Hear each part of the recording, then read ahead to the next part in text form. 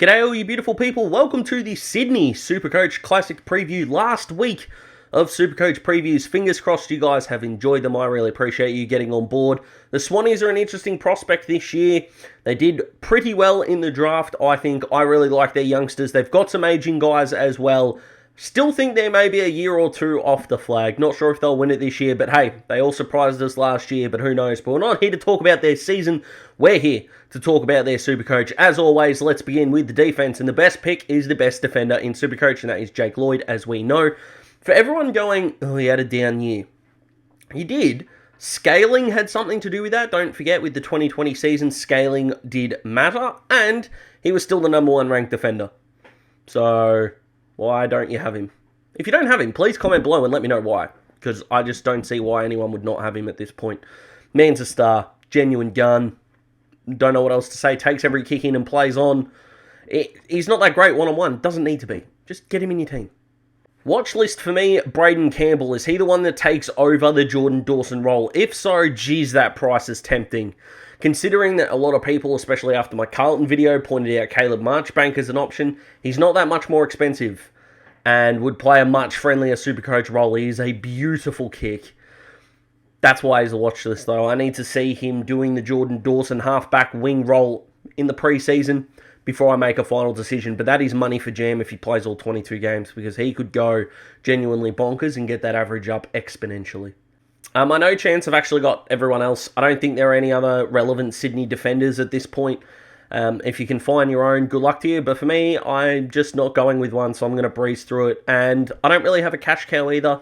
As much as I'd love to say Will Gould, because he's the Supercoach sort of bunny at the moment and an inside joke, we haven't heard anything. Like, there's been no reports on him his preseason so far. So who knows? So how can he be a cash cow? Let's just move on to the midfield, and we're going to do so right now with Callum Mills is the best pick. This man became the midfielder that he teased so much throughout his halfback days. But he was extraordinary last year, punching out good scores. Had a little bit of a dip with injury, as we know, but he looks a safe bet and genuinely looks a pod. Now, I'm a believer that 600k midfielders are going to fall unless it's McRae or Steele. So if you're starting him, you need to keep him throughout the year. Considering that the Swans have got an interesting midfield mesh at the moment, if you want to wait and see how he goes, that is understandable. But if he does fall in price and you're looking for fallen premiums, if he is available at a gettable price, geez, you'd pick him up, because this kid is a genuine star and the trajectory of his career has only gone up. And if that improves in 2022 again, oh boy. The watch list, though, is Luke Parker.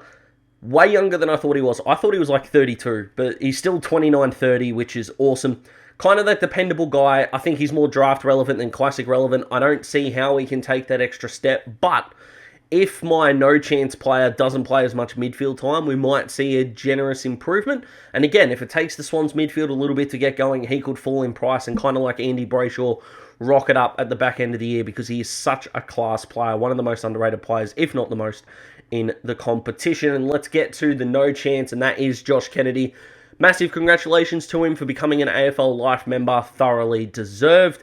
However, not going near my Supercoach team. Won't get back to his Uber Premium best, and let's face it, we're all trying to win 50k here. Goodness gracious me, it's not going to be with him in the side. And they've actually got a few cash cows, the Swannies, so I want to touch on just two. I want to touch on Dylan Stevens, who's got the experience. Beautiful kick of the footy. Good footy IQ. Does he get that spot in the team? It might be as a half-back. So do you wait for him to get the DPP, but his price will go up too much? These are the things you've got to ask yourself. Interesting. Really interesting. One to look out for, but I only wanted to put one for the watch list. But considering if he can play, he'll earn you coin. He's got that senior experience. Bloody good young player. Another underrated one from the Swans. It looks like they've got a few. But goodness gracious me. Let's move on to the second guy. If Matty Roberts can play, this kid is Rory Sloane 2.0 in my opinion. I think he rushes his disposal a touch, but what do we always say about the rookies? Best ability is availability. The Swannies were a rookie goldmine last year, and they might do it again. Also want to give a bit of a shout out to Angus Sheldrick as well, because he's not getting talked about a lot, but reportedly was flying in a report that came out in December. Not sure how he's going now, but keep an eye on him as well if you like. The Swannies midfield is jam-packed this year, especially with youngsters. If I'm being honest, no one's really going to take Sam Naismith, Peter Adams, or Callum Sinclair in their team at all, so I'm not going to talk about him. Tom Hickey, he would be a pod, but he's more draft relevant in my opinion. I know he was fantastic last year, but if you're looking for a step down from the big four, you're either looking at saving money, and that's with Witts, Draper, or Bruce, or Riley O'Brien and Rowan Marshall are a tick around the same spot and who have got bigger upside than Hickey. So not really going to go into too depth on this one. I don't think any Swans ruckman are classic relevant. But I called Callum Mills a tease, and he's got there. This man just hasn't yet on a Supercoach level. Isaac Heeney. He's on my never again list, but he is the best pick for the Swans. So just because he's on my never again list doesn't mean he has to be on yours. I understand that. But given the fact that he could rock up every week and score 40 or 140 means I just can't have that. He seems like the perfect guy you'd have in a Supercoach Grand Final. If you're looking for league wins, maybe pick him up at the back end of the year. But goodness gracious me, I just can't see him churning out those massive scores. He doesn't get a lot of 90s when things aren't really going his way, which is a huge problem for forwards, especially because there's so much value in our forward lines. Another problem for the Swannies is that they don't have a wish list player, in my opinion. Not really keeping my eye out on anyone. I know a lot of people might say Errol Goulden, but he is more of a draft nugget than a classic nugget for me.